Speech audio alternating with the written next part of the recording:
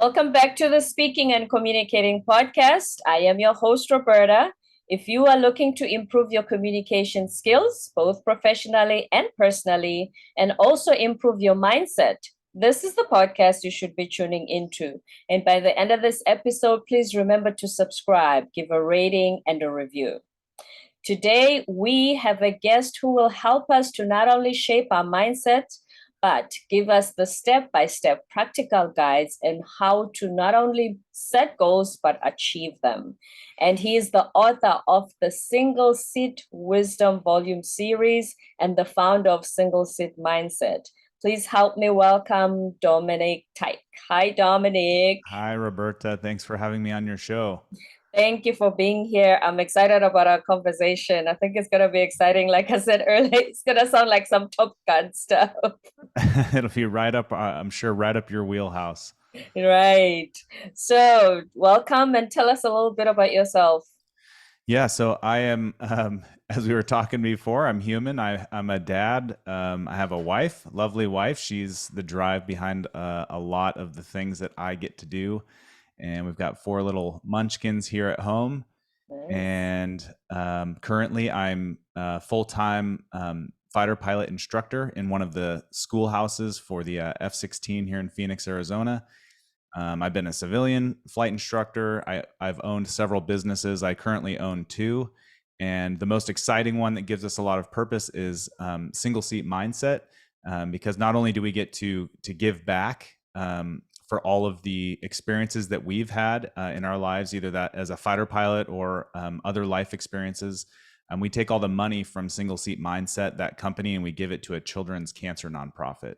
So that's kind of a nutshell behind that business, which is why I'm smiling so much, because it's not about money for me per se, but we've been able to give back quite a bit already in the first couple of years. Mm-hmm. When you say it's not about money, anyone listening and thinking, but I want to be successful, what's this guy going to teach me? How I'm as ambitious as can be. Yeah, I mean, it is, running a business is there needs to be, it needs to be about money, right? Because if you don't have cash flow, then the business the bottom will fall out. However, if it is only about money, that business will not be on the right track. You'll be making decisions based on money-based decisions versus a bigger purpose outside of, who you can serve and what you can give back, and whether that's your investors or people that are receiving your product or what have you. Mm-hmm. Very well put. I don't know if you've heard of the term quiet quitting. It's a new thing. Quiet quitting. I've recently just heard it. Right. Basically saying do the bare minimum at work. Actually, a lot of things changed since the pandemic. Yep. You have people saying, do I really want to go back to this miserable job after lockdown? Or I'm looking for something with, like you said, more purpose, more fulfillment, not just money. Because we find that a lot of the capitalistic business model is whenever people leave during the exit interviews, they always think if I give them more money, they're going to stay. And the people say, it's not about money. My boss is horrible. That's why I'm leaving, Yep. So people are looking for the fulfillment, the service, the what nourishes my soul, not just money anymore. Is that what Yes. you're observing as well? That's a huge, I mean, you hit that, the nail on the head with that, Roberta. Back in the .com boom era, so late 80s, early 90s, you could pay people to do things, to be gone all the time. My dad did that. He was gone all the time on trips. He made a lot of money. But I've found that, like you're saying, after the pandemic, because I also own some multifamily apartment real estate here in Phoenix, and people don't want to pay their rent. They don't want to go to work. And what's happening, I think, these aren't new concepts, right? If you read Viktor Frankl's book, Man's Search for Meaning, yeah, you're going to find a lot of the same human characteristics and traits and traps that we fall into as a humanity. And I think people are they're looking for purpose. Like, what purpose do they have? What significance, as they go through their life, is the job that they're in right now, that they're making a lot of money in, is it giving them significance and purpose? Do they hate waking up every morning to go deal with that boss that you talked about, that is going to bark at them and make them feel terrible, but they're doing it for money. So I think there's a lot of value and a lot of insight behind that. Is, people our economy, the capitalistic economy is good, but if it's only about money and it's only about like just climbing that corporate ladder, well, you're seeing it now. It's starting to kind of fall apart, and I think it'll reset because we're America, right? Americans will figure out how to reset that. But there is a shifting. There's a lot of shifting priorities right now. That's true. Especially, okay, you just mentioned you own real estate and sometimes people don't pay rent. Is it because they don't want to go to work, or is it the stimulus checks that they feel like It's they can just go by with them? Yeah, it is. I don't think it's any one thing. I think it's the economy. Maybe people had a rough time in their job. Maybe they lost a family member during COVID. Maybe they think the landlord isn't being fair with them. I mean, it is just every excuse Mm, under the sun. Now, Arizona and Phoenix specifically, we're not. I mean, that's not happening in large. That that isn't happening to everybody, but it does happen. And what I've seen is that people just they're kind of sick of the grind, and and then a lot of people adopt a victim mindset, right? And they kind of give mm. up, and then they're just whether it was the stimulus checks, whether it was whatever, maybe they lost their job, maybe they lost some steam. So yeah, it's unfortunate that we're here, but I don't think it's any one thing. Right. So the rat race, let me chase and climb the corporate ladder to be successful. Is the world redefining that meaning of success?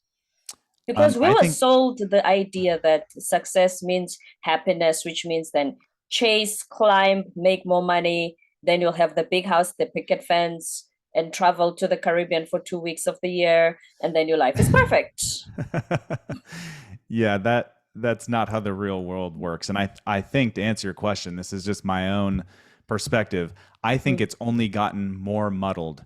And I think more like people are having an even more difficult time understanding what success is, what happiness is, because if you just look at your cell phone that's constantly blowing up with all of your social media posts and everything that may or may not matter, most of the time it doesn't.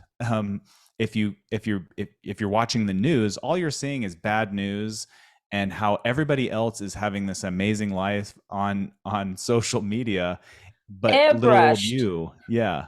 And then you get this big dopamine rush to go do something great, and you find that, well, I don't even know where to start, so you just sit there and you binge watch YouTube or Netflix. Netflix. Yeah. So I mean, I think that there is in the past 3 years alone, it's gotten even more confusing because of just the sheer amount of information that is accessible through all of our smart devices. Here's the thing about information overload. I always say, speaking of social media, that it's not that you didn't care what your neighbors thought as much as you didn't know. Your brain didn't Yeah. register that information, right? That they bought a new dress or a new this, unless it's a car, you can see it. But now everything is in your face. And that's Yeah. why mentally we are all going crazy because everybody's airbrushed, photoshopped.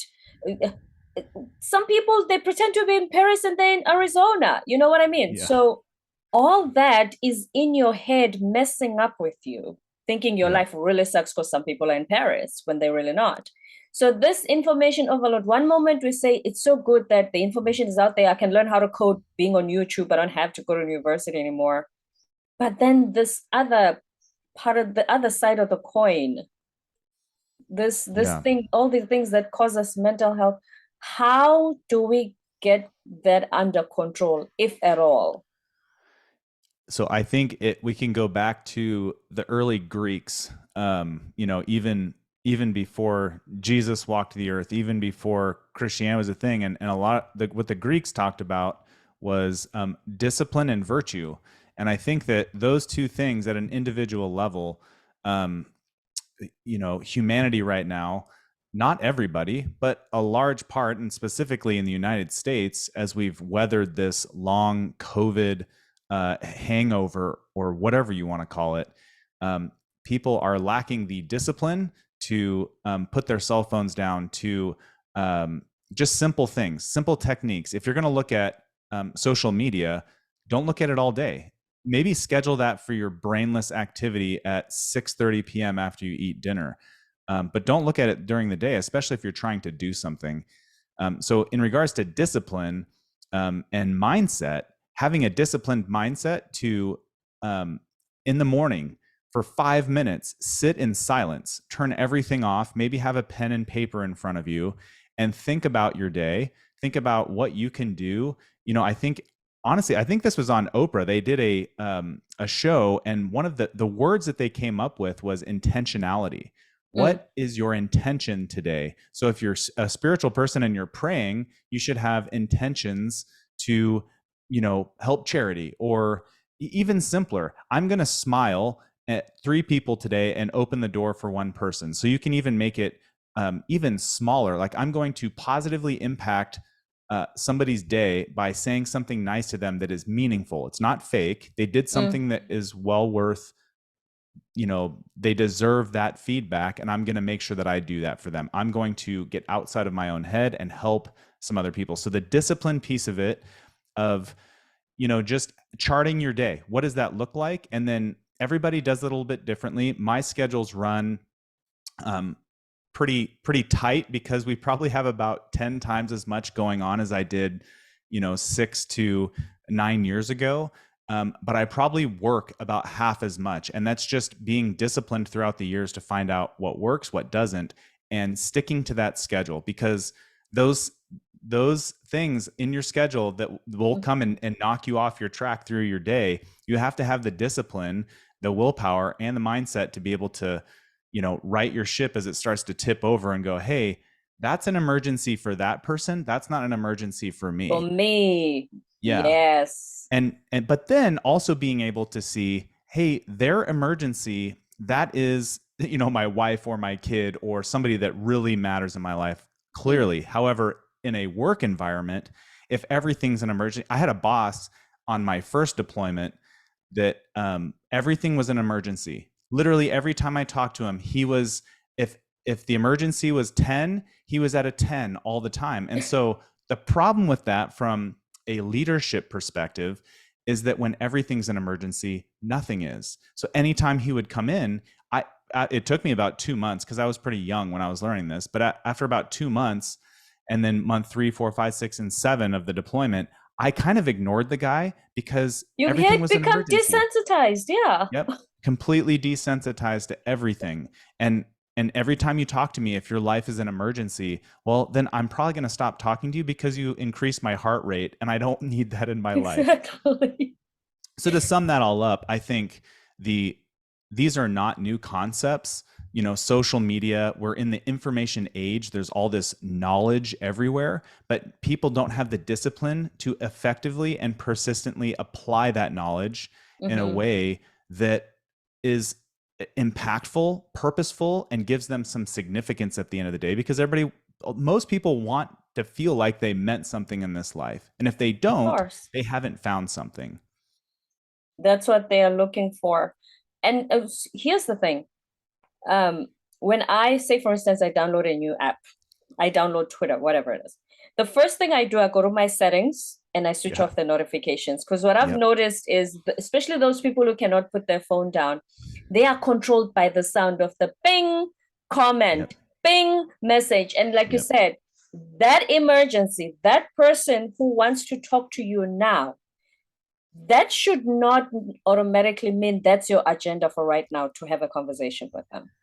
Yeah. If you have intention, like you said, and you have other things to do, switch off the notifications. And then when you decide to take half an hour after dinner, like you said, to check your messages, then it's your agenda to respond to them. But I find that a lot of people are just, it's the ping that controls them. And so they don't have any intention to say, here's what I want to achieve today. Yep, it's totally true. And everybody starts a different way. I would say, if what changed my life as I was, our 2 first businesses that we were buying and selling stuff And the business was making money, but it was a lot of work, and we were doing it for money, which is why I turned that business off. But the other one was real estate, and my investors. I could serve my investors, and they were my friends, and they were fighter pilots, and that gave me a lot of intentionality and purpose because I was serving them, and I was making the properties that we bought nicer. So there was something more than just me and money in it. All right. So there was something else. But what started this huge transformation for me, and this sounds very simple because it is, I went to bed on time. And what I mean by that, well, it depends on your life. At the time, I had kids that would wake up at about 5:15 in the morning.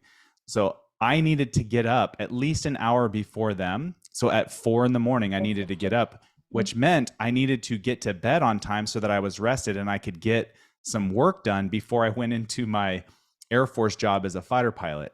And that really started a chain reaction of a bunch of different things. Going to bed on time allowed me to wake up early, and I would get an hour to an hour and a half of very focused work done in the morning. At a minimum, I could sit there and look at my schedule for the rest of the week and go, hey, what do I really need to focus on this week? Again, going into the week with some intentionality. But going to bed on time allowed me to wake up early, allowed me to plan, have that quiet time in the morning, and then to think and just be in my own thoughts and get those on paper and look at those and refine and think about my purpose and all that kind of stuff. And it didn't happen overnight. In fact, it took me years to get to where we are now. But again, going back to that discipline of doing that and it takes discipline to just go to bed on time and not stay up and watch, Netflix, watch another show.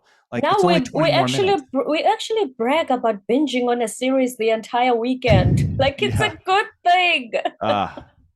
Yeah. So I mean, there's the discipline action of it, and then if you want some purpose in your life, you can go back to even like the theological virtues, which are faith, hope, and love. I mean, even if you're not Christian, we can agree that having faith that the world can be a better place.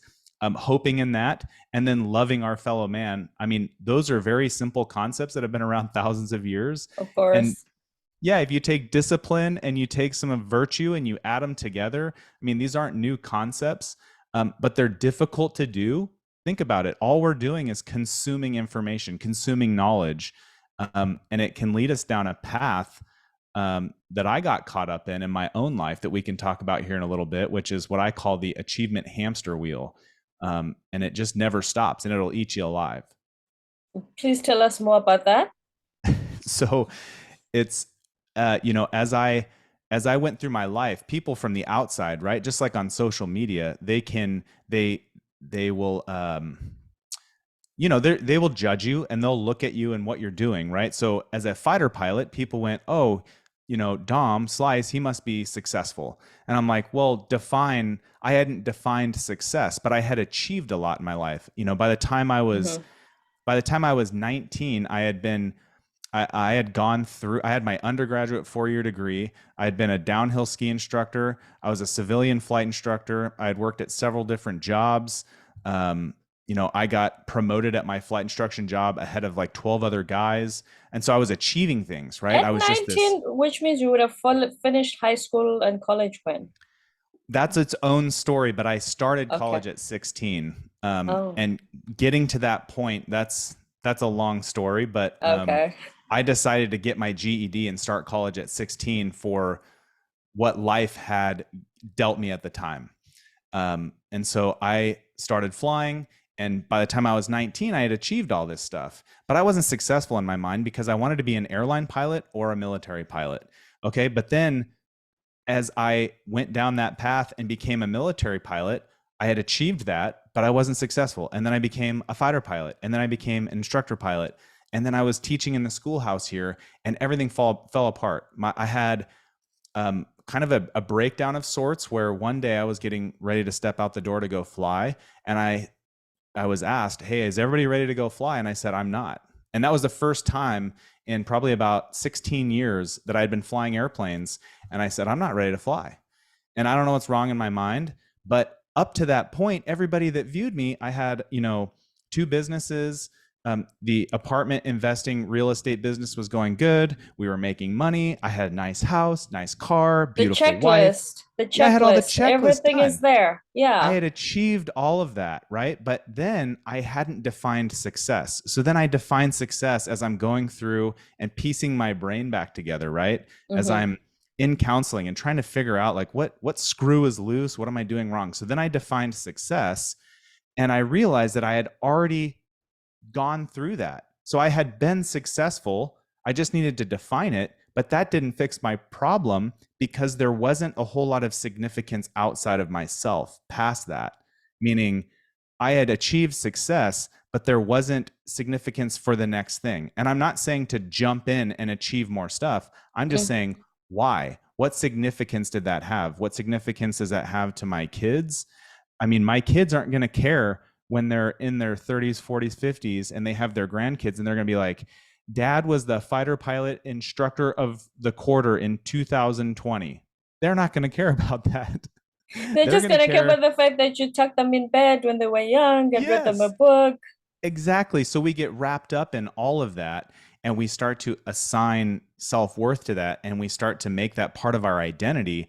And my identity was turned on its head and I didn't have the purpose and the significance after even defining what success meant.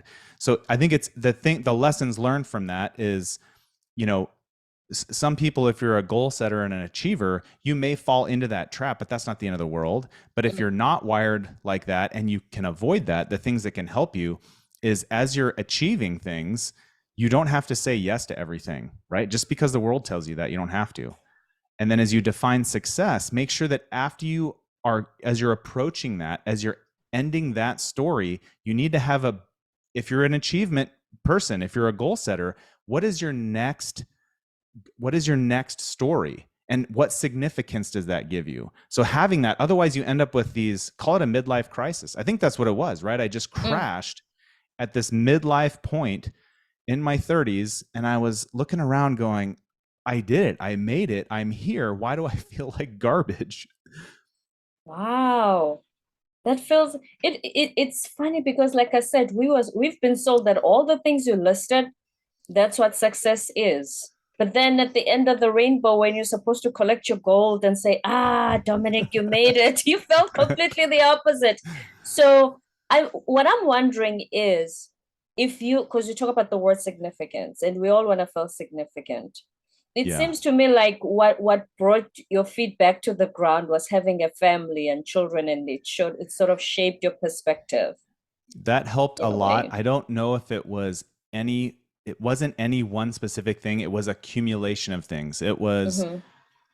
I'm in pain. I'm not right. I'm going to get counseling. So just taking the next step because I'm an action taker. So Mm-hmm. I don't have issues getting motivated and I don't have issues laying out a plan and being disciplined and sticking with that plan. In fact, that's one of my faults is that even I will keep pushing the plan so hard that and my life is falling, apart around me. So knowing that, I had to learn how to say no because I was just layering my life so full of stuff, so full of life, right? I Mm-hmm. had the business and then I was a fighter pilot and then we had a third kid and then now I'm trying to spend time with my wife and go on dates and travel and it was well when do you stop and now the kids are in sports and how do you learn how to say no? Well, you that's a learned behavior and anybody can learn it. I just had to go through a really hard crash to get there. Which is that what's considered burnout lately? Because a lot of people are suffering from burnout. Yeah, there's just been, Mm-hmm. people have been sprinting. Um, and I did too. I did it for 20 years and I flamed out. I ran out of gas and I just needed a good reset and I Mm-hmm. needed to like recage, like, hey, where are we going? And then as you do that and you define that, instead of, I talk a lot about, pain is a good coach. As long as you don't run from it, just go, I'm feeling, in fact, my real estate business, I was like, at the end of the week, I would just be like, why am I so angry? And it was because of certain people that were in the wrong positions that I hired. And as soon as I got those people out and a new person in, they started taking Mm. care of a lot of the issues that we were having. So, I mean, the pain is a is usually your first indicator of going, well, what's going on? But in regards to just simple steps, I mean, disciplining yourself not to watch an extra episode of a show, at the end of the night, going to bed at a certain time, sticking to a schedule. And then I would say one of the most helpful things is that about 2 years ago, I had what you would maybe call a reversion to Christianity. So I basically, on a spiritual level, rooted in Christianity, that really gave me some boundaries and some structure to what's important, because I believe that there's something after this life. And so why else would I be trying to do all this good stuff here if I'm just gonna, and that afterlife isn't the Egyptian afterlife where you take all your gold with you, right? It's a spiritual afterlife. Not that I think, no. Yeah. So, I mean, that was probably one of the biggest things. And that, again, that's a whole story in itself. But even that gave me some purpose and structure in my life to go, hey, what are we doing this for? Is it really purposeful? Is it significant? Is it helpful? And when it comes to significance, here's when we mentioned quiet quitting earlier, is that people are saying, I don't want to be in this job that makes me unhappy. I want to do something fulfilling and it resonates with my soul. But the fear sometimes is it going to be enough to pay the bills? Because at the end of the day, we're still paying our rent with money. Yes. Yes. And I'm glad you brought that up, because there's this, I've talked with a couple of outside of the fighter pilot community, because I've found that almost all of in order to get to the school to learn how to fly a fighter jet, you have to have a significant amount of discipline to get there in the first place. So I'm not talking about that group. I'm talking about maybe the 22-year-old that just finished college and he or she's trying to enter the workforce, and they're not taking a job because they're worried about, well, that doesn't what's the word that that's used quite a bit today? It's not my passion. That's the word I'm looking for. That's not my passion. So, and here is my thought process on that is anything that is really fun to me now, running a real estate business, raising my children, being a fighter pilot instructor. I played baseball through junior college. None of that stuff was fun. And I wasn't always passionate about it because it was a lot of work. But there is a certain point where the work starts to go down because you've practiced so much and you have some experience, and the passion kind of finds you.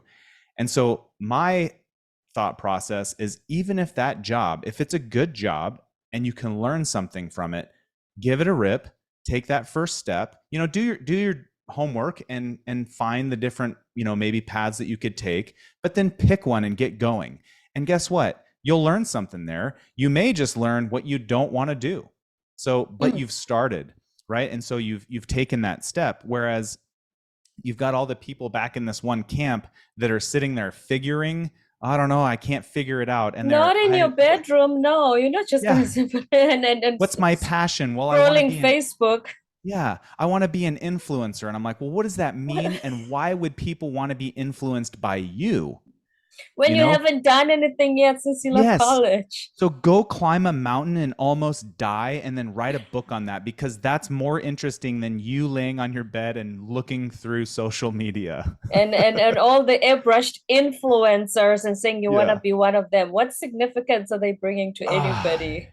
Yeah, and then you look at all of those people a lot of times too, they end up losing their mind because their whole life is wrapped around their image. Well, what happens if they break their leg, or they gain weight, or name any one different thing? They get in a car accident and their face is scratched, right?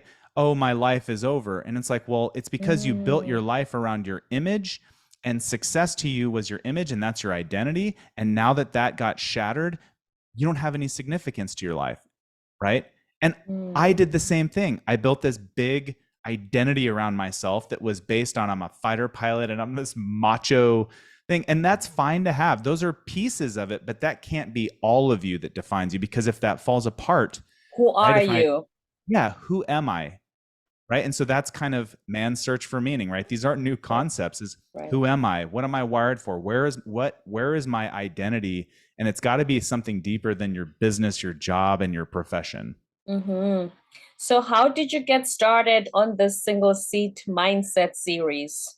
Yeah. So single seat mindset. So as fighter pilots, the jets that we fly, they're single seat jets, and so there's a certain person and mindset that you can learn, and that is trained to do that kind of job. And we saw a lot of problems when COVID, in what was it, probably early 2020s, Mm-hmm. is when we had a class come through that was struggling quite a bit. And so what I did was I started, because we couldn't hang out together and pass lessons learned like we normally do, and the class was struggling. I started writing them, their class, a 2-minute email so they could read it in 2 minutes, and it's just a short email with a message once a week. And so after about 6 classes, we had kind of refined and tweaked the message. And I say we because we had kind of grown to more than just me at this point. Mm. But we took those messages and I put them into a blog, and then I started singleseatmindset.com, and then I automated those messages, and I started seeing people all over the US download this program. We called it, eventually it grew into what we call the competent wingman. And it was really geared for the fighter pilots. But I realized that these aren't necessarily aviation specific concepts. They're concepts that I have messed up in my career, because I've messed up way more than I've succeeded. And so it was really, Same thing Michael Jordan said about his basketball career. Yeah. Oh, really? He missed more shots than the ones we know him for that made him the greatest. There you go. So, I mean, I wrote on a platform of, I messed up here. This is how you can avoid messing up. And then, oh, by the way, if you do make this mistake, here's how you dig yourself back out of that mistake. And so that was the platform that I started writing on, which then quickly grew into this website and this automation. And Roberta, fighter pilots, we're not trained how to build websites and automate stuff and do this kind of stuff. So I was way out of my comfort zone. Mm-hmm. I actually would, in some of the classroom instruction that I was doing outside of the jet, and then even after I would fly with some of the students, I would ask them, hey, is this helping you? Do you enjoy reading this stuff? Because if you don't, I want to stop it, because it's a lot of work. And I never got any negative feedback. Some of the feedback that I got was, it's not directly for me. And typically that was from some of the much older students, mm-hmm. maybe that have had a little bit more life experience. But overall, we had generally good feedback. And so I started asking some of the fighter pilots that I knew if they wanted to write a short story. And at this point, I had already published 2 low content books, and I had published a book for my real estate investing company called Single Seat Investor. And I said, hey, why don't we write a book series called Single Seat Wisdom? And it's just a bunch of short chapters written by fighter pilots. And at the end of each chapter, there's some actionable advice that you can put into action in your own life. And it's a fighter pilot's perspective. So whether that's one of the chapters is called Fighter Pilot Fatherhood. Another one's called, it's on debriefing. So, hey, as you're going through life, how do you debrief yourself? How do right. fighter pilots debrief? And then how do you leverage that and use that in business and other aspects of your life? And so that's where the Single Seat Wisdom series of books started, was, Single Seat Wisdom Volume 1. There's 20 individual chapters written by 20 different fighter pilots, and they all have their wisdom at the end of their chapter. And you can read each chapter in like 10 to 15 minutes. Mm. So that's you can kind of, use all the sorry to interrupt. So you can use all those parallels in whatever aspect of your life, and they're still applicable because the principles are universal.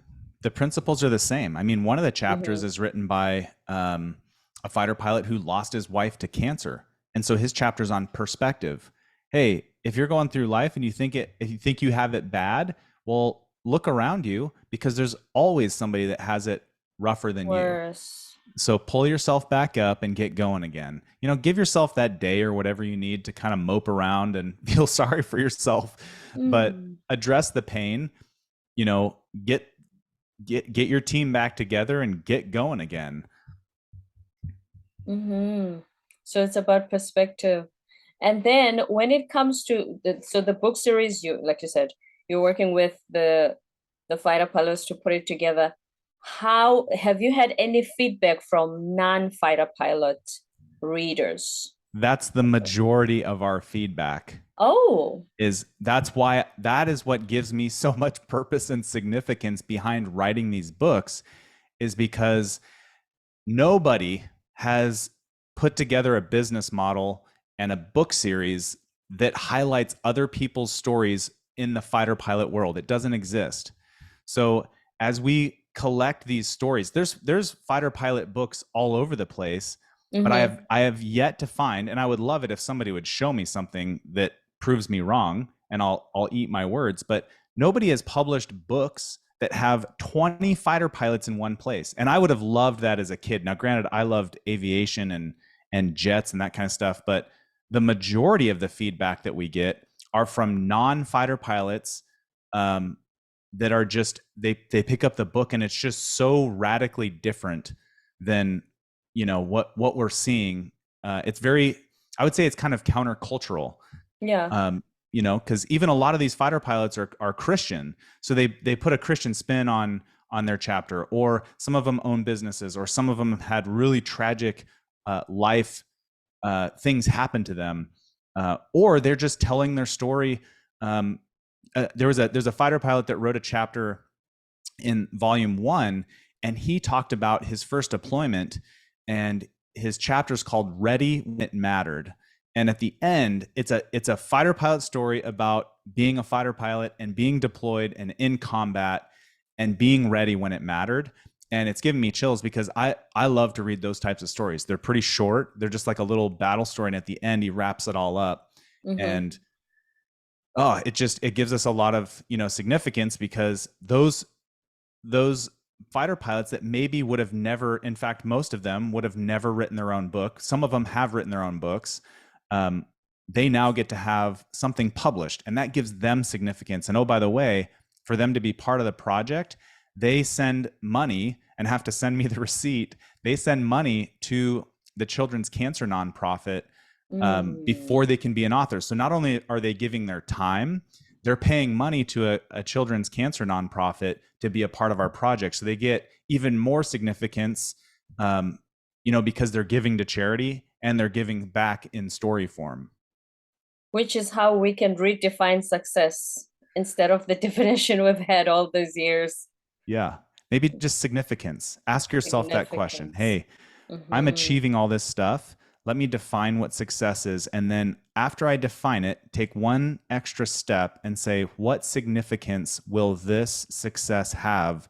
And if it's about money, or very specifically about only you, then maybe those are some questions that you need to go, I need to maybe retweak what I'm doing right now as I'm achieving all this stuff, so that when I do achieve success, it means more than me, and there's more significance, and it gives me more purpose, outside of just a very individualistic view of, oh, I achieved success.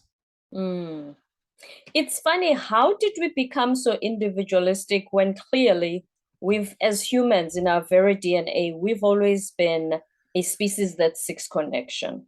Yeah, man, I wish I knew the answer to that, but I think something that kind of comes to mind is that the American culture, our Constitution, it supports the individual free choice of every citizen, which I think is absolutely fantastic, that you have your own free choice, because that's also a Christian concept. God allows you to make your own free choices. Agency, yeah. Yes. Now, where it gets distorted and kind of morphs into this selfishness is when you do get into individualism, where it is only about me and it's only about my choice. And we now ignore the other societal, social constructs that are healthy. So an individual-based society like we have here in the United States allows everybody to have a voice and to not be crushed down, like the communists or other countries around the world, like, North Korea, where you just don't have a voice at all, right? You shut up. I'm the big man in the big seat. and I'm Just going to tell you what listen. to do, right? Mm. So there's the good side, which is free will and free choice, and there's the side I wouldn't even call, you can call it bad or whatever you want to define it as, but there's the individualism, whereas it's only about me. There's no, it's kind of like hedonism. I'm seeking pleasure, and all I want is to feel better myself, as long as I'm not hurting people. But that hurts people, because if you're just individually doing that, then I don't go to work, my 4 kids don't eat, my wife can't pay the house bills, and so now it all falls apart. But I do want everybody to have their own individual voice, right? Because that's what our Constitution supports, that's what our country supports. But that voice needs to be a collective voice that also has some structure, right? And some guardrails. It's a analogy that I came up with. I'm co-authoring another book that I was invited to write a chapter in, and my analogy in there was, it is my free choice as a fighter pilot to either put my seatbelt on and strap on my seatbelt connectors, so that when and if I need to pull the ejection handle and punch out of the airplane that's failing around me, those straps will hold me, to my parachute, and I'll live. Now, it's my free choice to not put my seatbelt on. And guess what? If I eject out of the airplane, I'm going to be very free. I'll be free falling, right? As Tom Petty would say. But then I'm going to die when I hit the ground, right? So the consequences of your free individualistic choice is that what we don't focus on? We focus on the pleasure that the individualist choice just brings right now. We don't look beyond that. Is that what we're doing when we're being so individualistic? Yeah, and these are not new concepts. I mean, the Greeks talked about you're free from something or you're free for something. So I would be free from restraint, but my freedom for life would be off kilter, because I would die when I hit the ground if I had to eject. So that's also kind of talking, as you go from achievement to success to significance, as I ask myself the significance of, hey, I'm financially free, right? Because that's talked about a lot nowadays. I'm financially free. Well, what are you free for? Are you just going to retire and play golf and not help anybody and just live this hedonistic life? Or are you going to be free for something? What are you doing? And these are concepts that have been around since the Greeks. So they're not new. They talked about discipline, virtue, freedom for versus freedom from. These are all very simple concepts. And if you ask yourself these questions, you sit down and you just go, okay, I do finally get financial freedom, but I have gotten divorced, which can happen. I'm not putting those people down, but I'm saying, if you are searching after money so badly that you lost your marriage, your kids hate you, you've lost all your friends, well, you're financially free.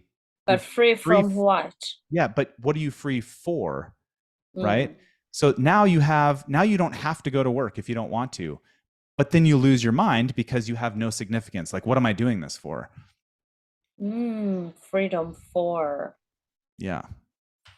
Last question before I ask for your social media handles. How do we so here, what I think is, right now we lack discipline. There's a lot of discipline talk around fighter pilots, military, even when parents struggle to raise their kid when they're and much older teenagers, you have to go to the military to get some discipline.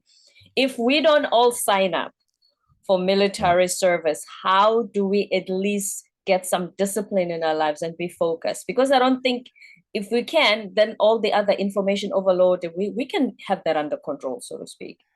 Yeah. Because there's so much knowledge around you, right? But it's not effectively applied anywhere. So the discipline, because it's maybe not framed correctly, and people are like, you just need more discipline. Well, what's the how? How do I do that? So simple things. Get a good night's rest. Don't binge watch shows. Or if you do it on a Saturday afternoon for 3 hours and then shut the TV off. Very rarely do I take my phone off of do not disturb. So not only do I silence every bit of social media, my phone is on do not disturb, and there are only very, very few people that get to call my phone and it to go through. My wife is one of them. Of All of course. the Yeah. Earth's emergencies can just wait, right? Because I have intentionality when I start the day. I have a schedule that I want to keep, and I want some significance and intentionality to my week, my day, my business, and my life. And that requires a disciplined approach to plan, to have a schedule, to be able to say no to everything the world is saying you should do this, right?